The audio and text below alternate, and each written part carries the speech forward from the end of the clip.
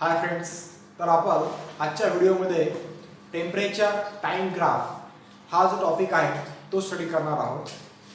तुमच्या माहितीसाठी आपण याच्या पहिला जो काही व्हिडिओ बनवला होता त्यामध्ये latent heat, specific latent heat, heat temperature हे जे काही बेसिक कन्सेप्ट होते किंवा एक सिंपल पॉईंट्स होते ते पॉईंट्स आपण लास्ट व्हिडिओमध्ये कव्हर केले होते किंवा आपण शिकलो होतो. बरोबर. आज जो काही आपण टॉपिक स्टडी करणार आहोत it is a very very important topic. का?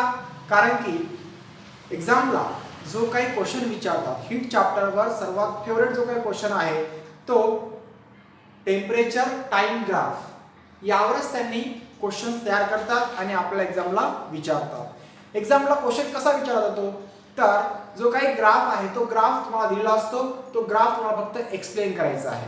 त्यानंतर पॉईंट आहेत काही त्यामध्ये, ते पॉईंट्स तुम्हाला या ठिकाणी म्हणजे पॉईंट्सला नेमिंग द्यायची आहे. इतके सोपे सोपे क्वेश्चन्स या ठिकाणी तुम्हाला विचारलेल्या जातात. तर आता मी ग्राफही ड्रॉ करणार आणि प्रत्येक ग्राफचा जो काही मिनिंग आहे तो मिनिंग पण मी या ठिकाणी एक्सप्लेन करणार आहे. तर फक्त सुरुवातीला तुम्ही समजून घ्या आणि त्यानंतर आपण ग्राफ ड्रॉ करण्यासाठी तुम्हाला वेळ देऊया. तर हेडिंग घ्या temperature time graph. Temperature versus time graph.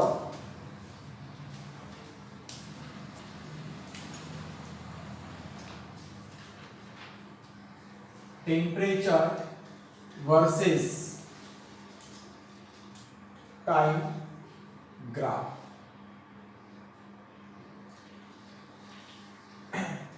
आता तुम्हाला सर्वांनाच माहित असेल की आपण एखादा ग्राफ ड्रॉ करतो त्यामध्ये दोन लाईन असतात, एक आडवी लाईन, एक उभी लाईन. बरोबर. मग या लाईन्सला आपण या ठिकाणी काय म्हणणार तर एक असते आपली एक्स ॲक्सिस आणि दुसरी असते आपली वाय ॲक्सिस. तर ही जी काही हॉरिझॉन्टल लाईन आहे तिला आपण या ठिकाणी काय म्हणणार एक्स ॲक्सिस म्हणणार. मग या एक्स ॲक्सिस वर आपण या ठिकाणी टाइम घेणार आहोत. So that is also called as the time axis किंवा टाइम ग्राफ.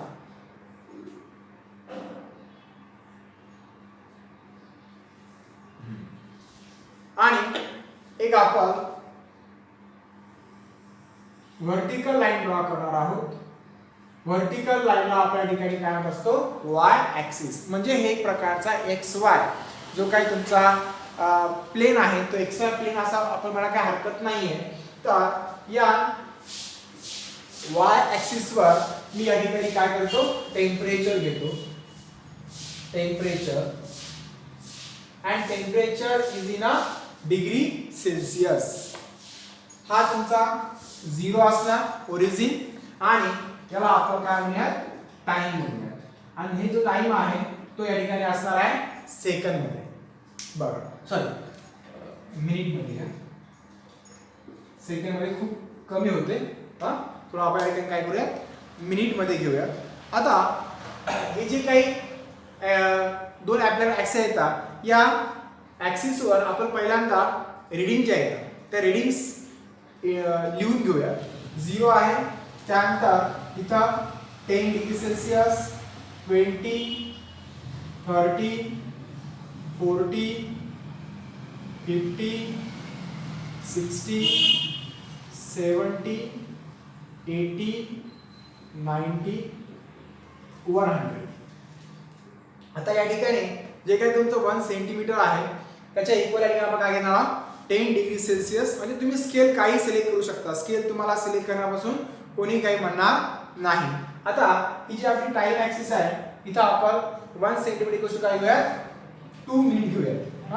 2, 4, 6, 8, 10, 12, त्यानंतर 14, 16, 18, 20, 22. बरं. आता हे आपला टाइम ॲक्सिस आणि सोबतच टेम्परेचर ॲक्सिस अशा आपण दोन्ही पण या ठिकाणी घेतलेल्या आहेत. हा तुमचा ओरिजिन आहे 0. आता इथं आपण जर पाहिलं इथं टाइम पण 0 आहे बघा. या पॉइंटवर टाइम पण काय असणार 0 असणार आणि सोबतच या ठिकाणी टेम्परेचर पण काय 0 आहे. मग इथे मी असे लिहू शकतो का 0,0 घेतलं तरी काही फरक पडत नाही. 0,0 याचा मीनिंग असा आहे की at this point temperature and time both are 0. बर मग एक इथं बघा या ठिकाणी मी लिहितो. आता माझ्याकडे एक सबस्टन्स आहे. तो सबस्टन्स आईसच्या फॉर्ममध्ये म्हणजे आईस आहे. तो आईस आहे म्हणजे जी स्टेट आहे बेटा ही स्टेट काय असते रे सॉलिड स्टेट असते बरोबर. आणि या सॉलिड स्टेट असलेल्या आईसचं टेम्परेचर या ठिकाणी असणार 0 डिग्री सेल्सिअस. 0 degree Celsius. बरं हा पॉइंट तुम्हाला कळाला असेल. आता मी काय या ठिकाणी एक आईस घेतला तर त्या आईसची जी स्टेट आहे ती सॉलिड स्टेट आहे आणि या ठिकाणी जे टेम्परेचर आहे ते 0 डिग्री सेल्सिअस आहे. ओके मग आता मला ग्राफ मध्ये इंडिकेट करायचं आहे तर मी एक पॉइंट सिलेक्ट करतो. या ठिकाणी मी काय केला पॉइंट घेतला ए पॉइंट. ए हा जो पॉइंट आहे तुम्हाला भेटत आहे. मग या ए पॉइंटवर हा जो सबस्टन्स आहे हा सबस्टन्स सॉलिडच्या फॉर्म मध्ये आहे म्हणजे आईस आहे आणि याचं टेम्परेचर या ठिकाणी काय म्हणा 0 आहे बरोबर. आता हा जो आईस आहे तो आईस या ठिकाणी काय होणार हळूहळू हळूहळू मेल्ट होणार. मी या ठिकाणी जे ड्रॉ करणार मॅडम हेच तुम्हाला या ठिकाणी मी या ग्राफ मध्ये ड्रॉ करून दाखवणार आहे. ओके हा इथं आपण एक फ्लो चार्ट जो आहे तो फ्लो चार्ट सारखाच इथे आपण ड्रॉ करणार आहोत. आता या आईसचं कन्व्हर्शन काय व्हायला आईस जो आहे तुमचा मेल्ट व्हायला आणि आईस मेल्ट झाल्यामुळं या ठिकाणी काय होईल ते वॉटरच्या फॉर्म मध्ये जाईल. आईस मेल्ट झाल्यानंतर तो काय होणार वॉटरच्या फॉर्म मध्ये जाणार. मग या ठिकाणी वॉटर सॉलिडच्या ऐवजी काय घेणार आपण या ठिकाणी लिक्विड घेणार आणि त्याचं जे टेम्परेचर आहे सर्वात महत्वाचं जरी या ठिकाणी आईस चं कन्व्हर्शन वॉटर मध्ये झालं असेल तरी या ठिकाणी टेम्परेचर जे आहे ते टेम्परेचर इन्क्रीज होणार नाही. हे जे टेम्परेचर तुम्हाला इनिशियली भेटलं होतं तेच टेम्परेचर या ठिकाणी पण असणार.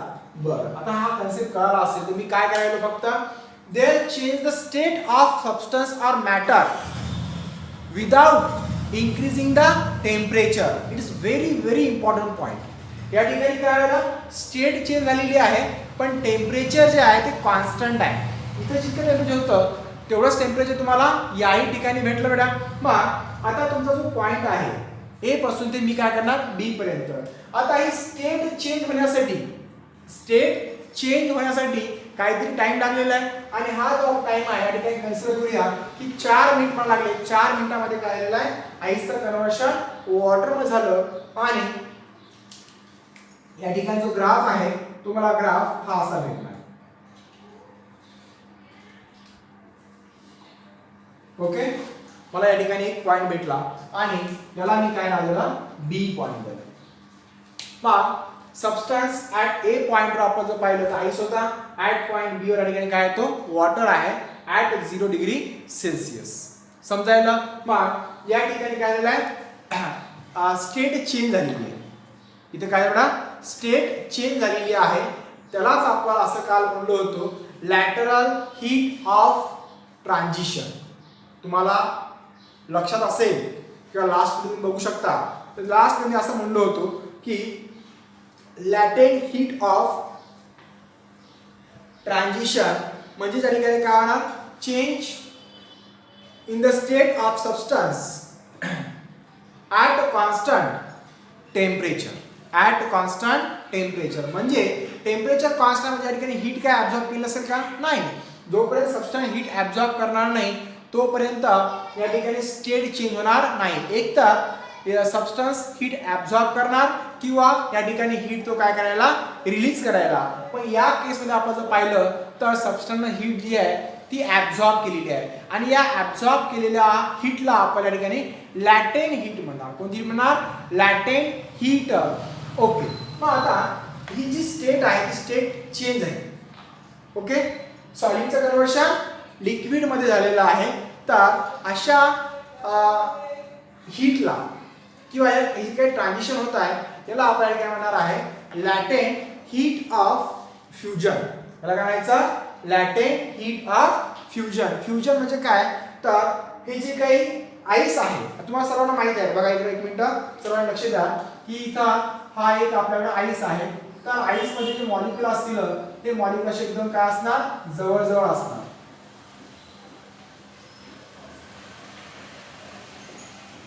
सर्व पॉइंट आपण याच्यामध्ये काय करूया, कव्हर करून घेऊया. पॉइंट मोठा आहे, व्हिडिओ पण मोठा होईल आपला. तर आता हे जे काही तुमचे वॉटर मॉलिक्यूल असतात ती वॉटर मॉलिक्यूल एकदम पॅक आहेत, एकदम क्लोज आहेत आणि यामुळं या ठिकाणी जो यांच्यामधला बॉन्ड आहे तो बॉन्ड काय आहे, स्ट्रॉंग बॉन्ड आहे. यांच्यामध्ये जो बॉन्ड आहे तो बॉन्ड या ठिकाणी स्ट्रॉंग आहे. पण ज्यावेळेस आपण याला काय करणार, हीट देणार, when this substance absorb the heat, so bonds of this molecule will weaken, and once the bond weak, then these molecules go away from each other. मग हीट घेतल्यामुळे, हीट ऍब्सॉर्ब केल्यामुळे, हीट ऍब्सॉर्ब केल्यामुळे काय होणार या ठिकाणी, हे जे काही तुमचे मॉलिक्यूल्स असतात हे मॉलिक्यूल्स थोडे काय असे दूर दूर जाणार. म्हणजे यांच्यामध्ये जो काही बॉन्ड आहे, the bond between the molecules will weak, तो काय होणार या ठिकाणी वीक होणार. मग हे बॉन्ड वीक होण्यासाठीच ही जी एनर्जी आहे, हीट एनर्जी जी आहे ती यूज झालेली आहे. समजायला तुम्हाला सर्वांना बेटा. म्हणजे ही मग तुम्ही म्हणशाल की सर आईसचं कन्वर्शन वॉटर मध्ये झालं, इथं तर काही टेम्परेचर वाढलं नाहीये, मग हे टेम्परेचर न वाढता स्टेट चेंज कशी व्हायली, मग हीट गेली कुठं, तर हीट कुठे गेली बेटा, हे जे बॉन्ड आहेत हे बॉन्ड वीक करण्यासाठी या ठिकाणी एनर्जी यूज केल्या गेलेली आहे. मग सॉलिडचं कन्वर्शन लिक्विड मध्ये झालं, पण सॉलिडचं कन्वर्शन जेव्हा लिक्विड मध्ये होते त्यावेळेस यामध्ये बॉन्ड जे असतात ते बॉन्ड वीक होणार आणि वीक बॉन्ड होण्यासाठी या ठिकाणी हीटला काय केलेलं आहे, ऍब्सॉर्ब केलेलं आहे. आणि या कन्सेप्टला आपल्या ठिकाणी काय बसतो, लॅटेंट हीट ऑफ फ्युजन. याला आपण काय म्हणतो या ठिकाणी, latent heat of fusion. Okay, तर याची जी डेफिनेशन आहे ती डेफिनेशन लिहून घ्या.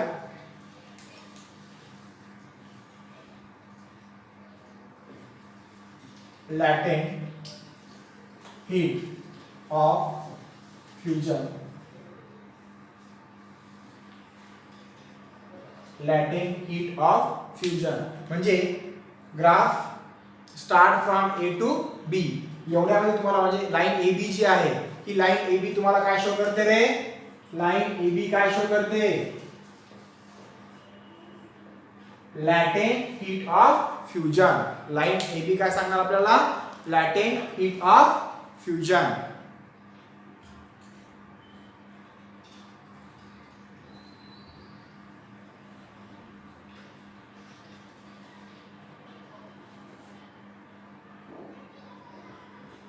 ओके, तर amount of heat,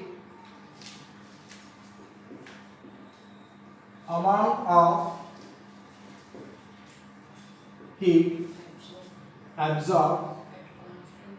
absorb at a constant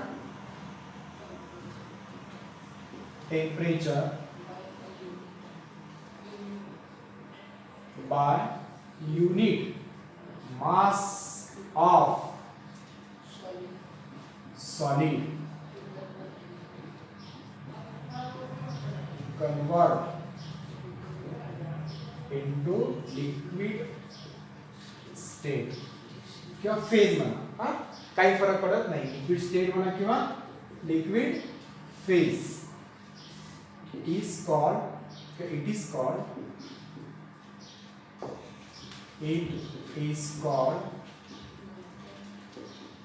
लॅटेंट heat of fusion. लक्षात घ्या, फ्युजन म्हणजे काही नाही, फ्युजन म्हणजे सेपरेशन.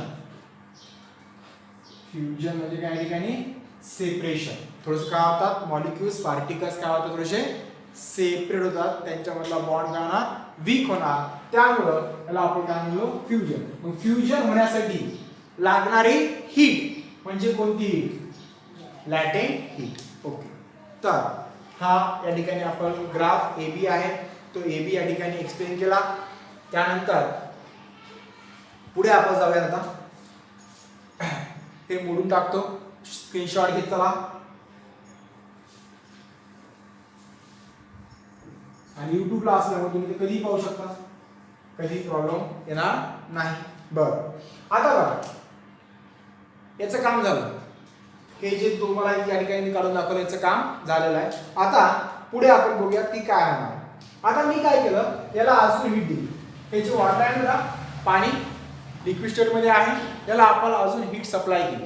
आणि हीट सप्लाय केल्यानंतर हा जो वॉटर आहे, ह्याची लिक्विड स्टेट आहे, ती काय करणार, हीटला ॲब्झॉर्ब करणार, ॲब्झॉर्ब करणार, ॲब्झॉर्ब करणार, ॲब्झॉर्ब करणार.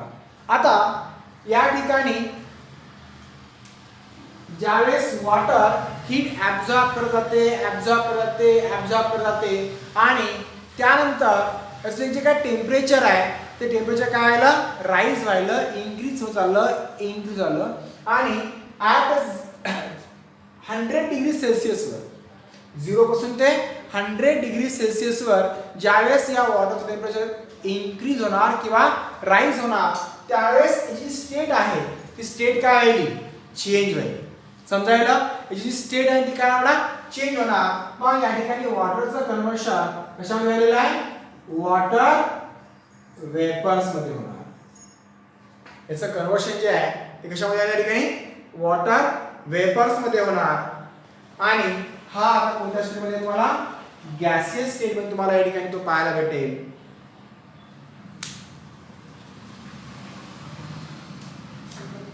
एक मिनिट, याच्या पहिले एक स्टेट होता, म्हणजे वॉटर वेपरच्या अगोदर हा काय आला, 100 डिग्री सेल्सिअस पहिले चाललेला आहे. बरोबर, म्हणजे इथपर्यंत हा काय असेल, वॉटरच असेल. बरोबर, हा इथपर्यंत काय वॉटरच्याच फॉर्म मध्ये आहे. आणि हा काय लिक्विडच आहे, लिक्विडच आहे.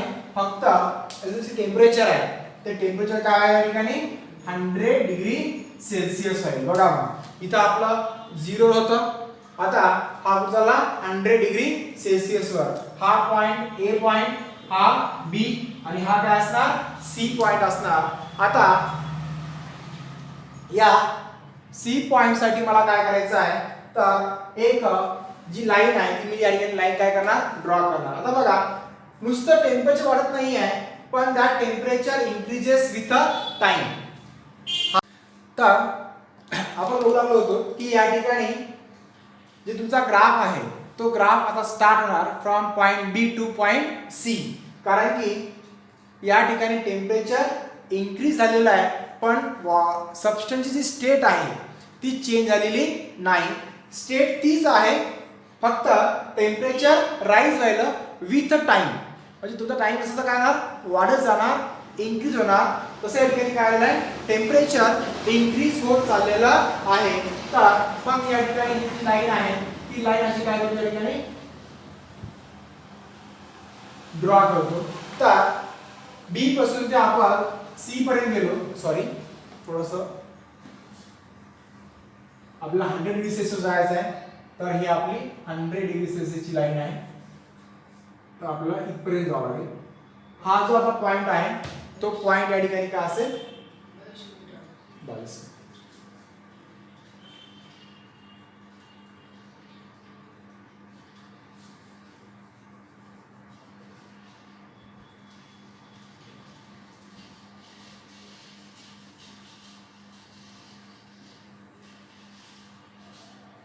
आणि या ठिकाणी आपल्याला पॉइंट सी जो आहे हा पॉइंट सी भेटलेला आहे.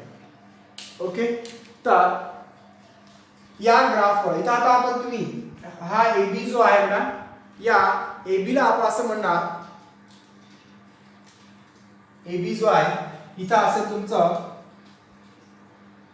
Ice plus water. आणि आता ही जी काही आहे इथं असेल फक्त वॉटर. याची स्टेट लिहून घेऊ शकता तुम्ही, लिक्विड स्टेट.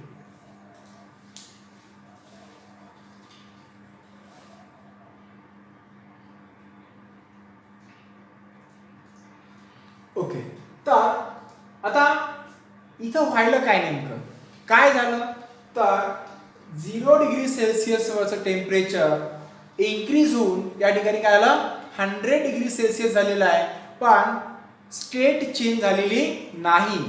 याचा अर्थ की या ठिकाणी हा सबस्टन्स हीटला काय करणार ॲब्झॉर्ब करणार, हीटचं ॲब्झॉर्प्शन होणार, पण ॲट कॉन्स्टंट टेम्परेचरवर राहणार नाही. इथं फक्त काय चाललंय तुमचं टेम्परेचर जे आहे ते टेम्परेचर राईज होत चाललेलं आहे. पण इतर जी काय अमाऊंट ऑफ हीट आहे that amount of heat is use to increase the temperature of substance. मग ही जी काय तुमचं एसी आहे या एसीला या ठिकाणी काय म्हणायचं मग amount of heat is required. तर आपण सेंटेन्स लिहू शकतो जसं आपण आता लॅटिन्स लिहिलं होतं. तर या बीसीला काय म्हणतात ते आपण लिहून घेऊयात.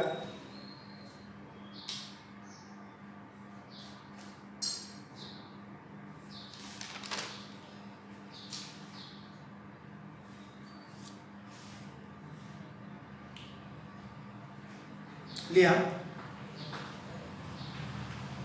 ओरली सांगतो ते लिहून घ्या. In the graph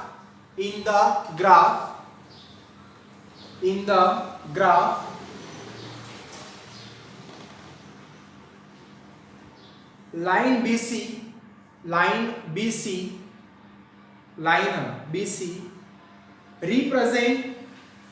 represent increase in temperature of water, increase in a temperature of water, increase in a temperature of water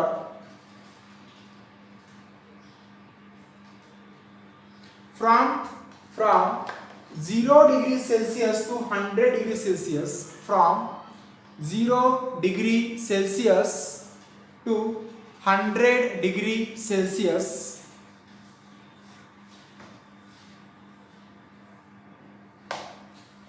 Thereafter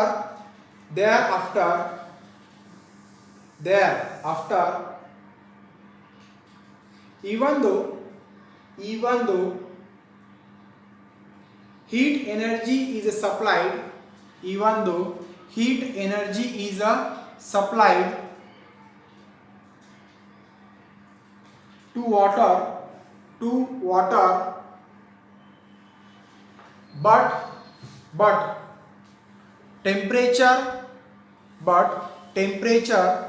does not increase.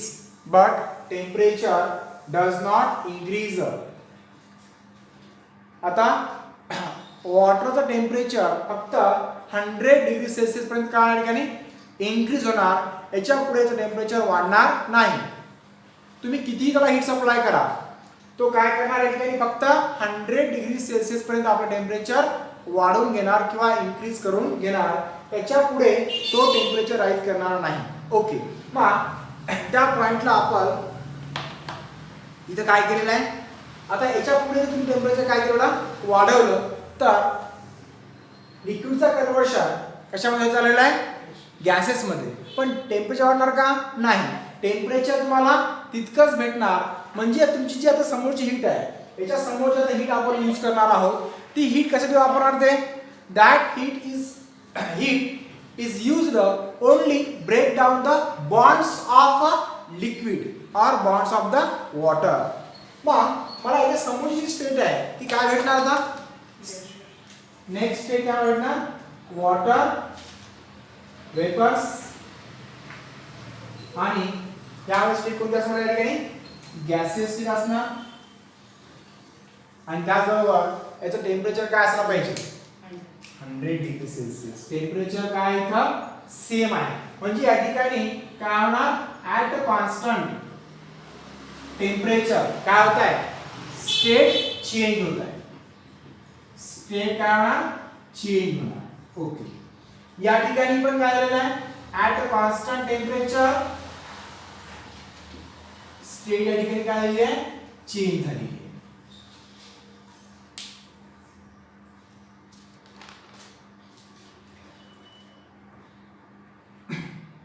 Okay, पण तुमचा हा जो पॉइंट सी आहे या C पर्यंत इथं काय होणार तुमचं टेम्परेचर राईज होणार. पण याच्यानंतर तुम्ही हीट सप्लाय केल्यानंतर हीट जी आहे ती हीट फक्त काय आलेली आहे यूज होत आहे for only break down the bonds. म्हणजे तुम्हाला जो ग्राफ आहे तो ग्राफ काय भेटणार एकदम स्ट्रेट लाईन भेटणार parallel to the time axis. कारण इथं आपण जर पाहिलं तर टेम्परेचर पहा इथं 100 डिग्री सेल्सिअस आहे. तर या 100 डिग्री सेल्सिअसनच तुमचं टेम्परेचर काय आहे वाढत चाललं विथ द टाइम. हा समोर तुम्ही टाइम घेऊन ठेवा. इथं जो आहे तुम्ही 24 घ्या, इथं 28, इथं 30 आणि 32 असं म्हणजे काय करा टेम्परेचर जो आहे ते टेम्परेचर काय होणार कॉन्स्टंट राहणार. फक्त याचं काय चाललं इव्हॅपोरेशन होत चाललेलं आहे. म्हणजे लिक्विडचं कन्वर्शन कसं राहिलं गॅसेस मध्ये राहिलं. मग हा जो तुमचा पॉइंट डी आहे इथं एक आपण पॉइंट डी घेऊयात. तर हा पॉइंट डी या ठिकाणी तुमच्या लिक्विडचं कन्वर्शन कसं झालं या ठिकाणी गॅसेस मध्ये होत आहे. म्हणजे बघा लाईन सीडी जी आहे या लाईन सी ला आपण कसं रिप्रेझेंट करणार लिक्विड प्लस गॅसेस किंवा water vapours. Liquid plus gases म्हणजे वॉटर प्लस काय असणार water vapours. Water plus water vapours. Okay. तर अशा पद्धतीने आपला हा जो ग्राफ आहे तो ग्राफ या ठिकाणी सांगितला. आता फक्त एक सेंटेन्स आहे तुम्हाला लाईन लिहा in a graph line CD in a graph line CD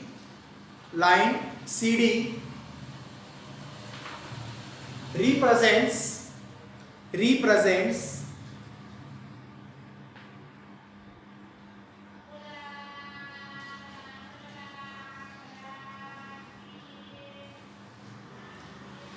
latent heat of vaporization, latent heat of vaporization, comma करा latent heat of vaporization, comma करा. It is defined as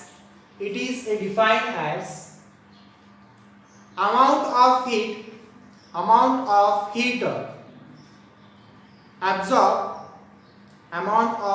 absorbed at a constant temperature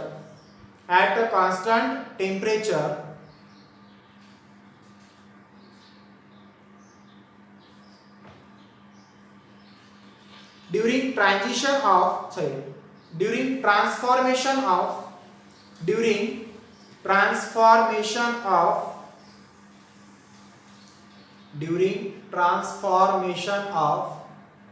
liquid to gases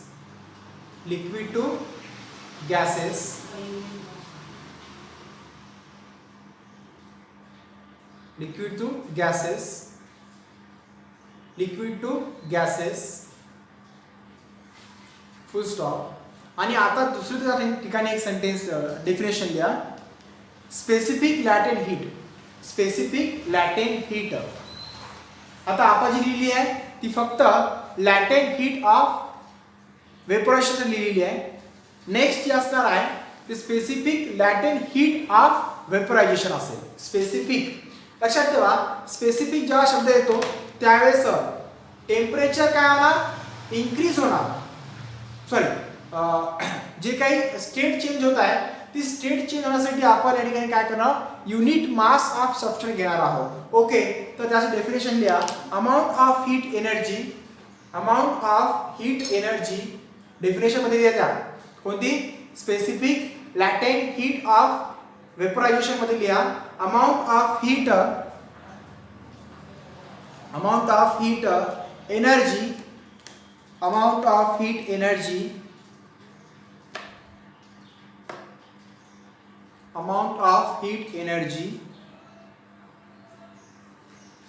absorbed at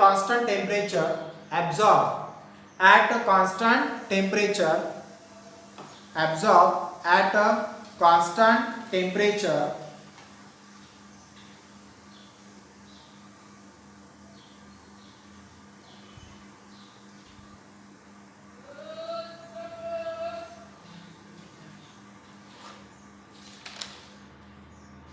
by unit mass of by unit mass of by unit mass of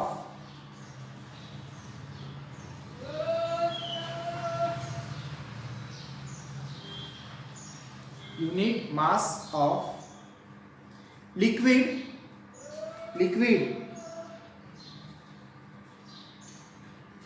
to convert into gaseous phase.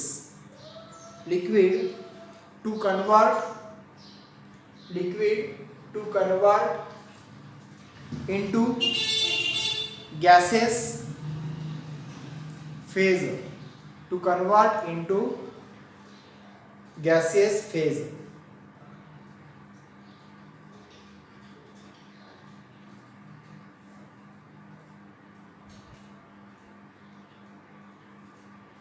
Okay, आता आपण काही short मध्ये तर काही गोष्टी बघणार आहोत. लक्षात घ्या, हा जो तुमचा पॉइंट ए आहे, पॉइंट ए वर या ठिकाणी सबस्टन्स आहे बेटा सॉलिडच्या फॉर्म मध्ये ॲट 0 डिग्री सेल्सिअस. त्यानंतर पॉइंट बी वर आपला सबस्टन्स आहे लिक्विडच्या फॉर्म मध्ये at 0 degree Celsius. 0 degree Celsius. Point C वर आपला सबस्टन्स आहे लिक्विडच. पॉइंट सी वर सबस्टन्स काय आहे आपला लिक्विडच आहे, पण या ठिकाणी टेम्परेचर किती आहे 100 डिग्री सेल्सिअस. त्यानंतर पॉइंट डी वर काय झालं चेंज व्हायला, काय होत आहे गॅस तुम्हाला भेटणार. काय भेटणार तुम्हाला काही गॅस भेटणार आणि या ठिकाणी टेम्परेचर काय जास्त 100 डिग्री सेल्सिअस. तर तुम्ही इथे कम्पेअर करू शकता, तुम्हाला पाहता येते की काय नेमकं झालेलं आहे. मग आता याला काय म्हणायचं, लाईन बीसी ला काय म्हणायचं, लाईन बीसी ला आपण या ठिकाणी म्हणणार इथं जी काही हीट लागणार आहे तर आपण काय म्हणायचं लॅटेंट हीट ऑफ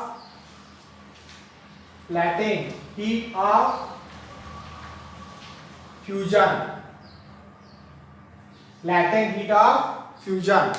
आणि याला काय म्हणायचं स्टेट. बघा जोपर्यंत स्टेट चेंज होत नाही ना तोपर्यंत तुम्ही ते प्रोसेस घेऊ शकत नाही. इथं प्रोसेस चेंज होईल, इथं काय होत आहे स्टेट चेंज होत आहे. इथं स्टेट काय आहे चेंज झालेली आहे, इथं काय होणार स्टेट चेंज होणार. आता याला काय म्हणायचं आपण लॅटेंट heat of वेपोरायझेशन.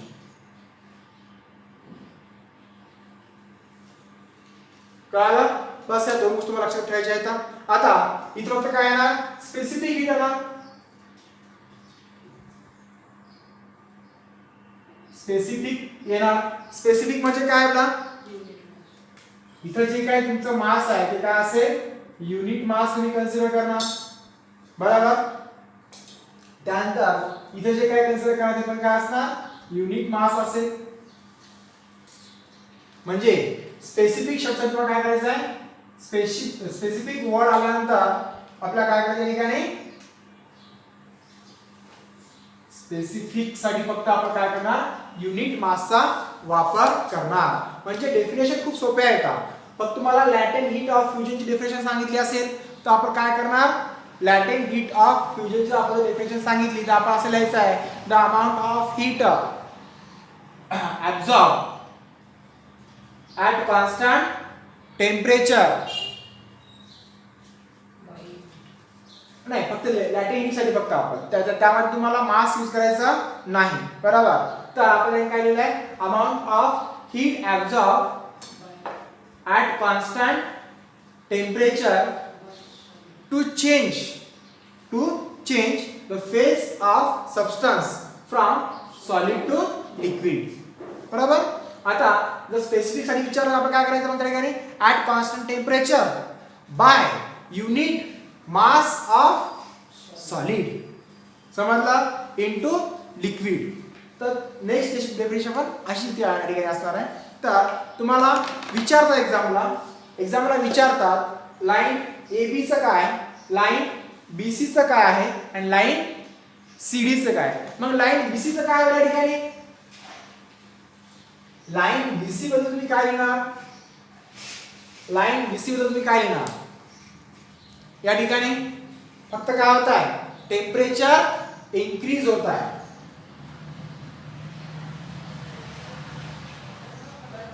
Temperature increases from कुठून कुठं 0 degree Celsius to 100 degree Celsius.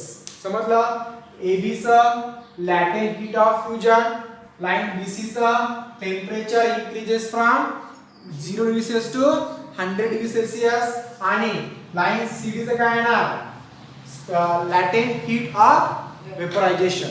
हे 3 पॉइंट तुम्हाला काय करायचं लक्षात ठेवायचे इथं. आणि ग्राफ मध्ये आपल्याला हे व्यवस्थित म्हणजे तुम्हाला असा ग्राफ विचारतात आणि AB BC आणि CD चं 3 मार्काला विचारतात इतकंच बघा.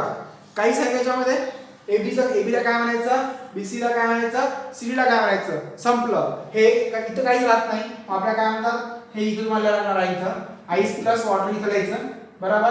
इथं तुम्हाला लिहायचं वॉटर प्लस वॉटर म्हणजे कोण लिक्विड आणि तुम्हाला इथं लिहायचं आहे water plus water vapours CD साठी. म्हणजे इतका सोपा क्वेश्चन आहे आणि एक्झामला याला 3 मार्काला विचारलेला आहे. लास्ट इयरला पण याच्यावर दुसरं म्हणजे असा नाही विचारला होता, पण आपले जे काही शाळेतले पेपर असतात त्या पेपरमध्ये पण हा क्वेश्चन खूप फेवरेट आहे. त्यामुळं इथं आपण जो आपला ग्राफचा काही क्वेश्चन आहे टेम्परेचर टाइम ग्राफ जो आहे हा आपण इथं संपवलेला आहे. तर पुढच्या क्लासमध्ये किंवा पुढच्या व्हिडिओमध्ये आपण रेग्युलेशन हा आपण पॉइंट स्टडी करणार आहोत. तर उद्याला तुम्हाला नेक्स्ट व्हिडिओ होऊन जाईल. Thank you very much.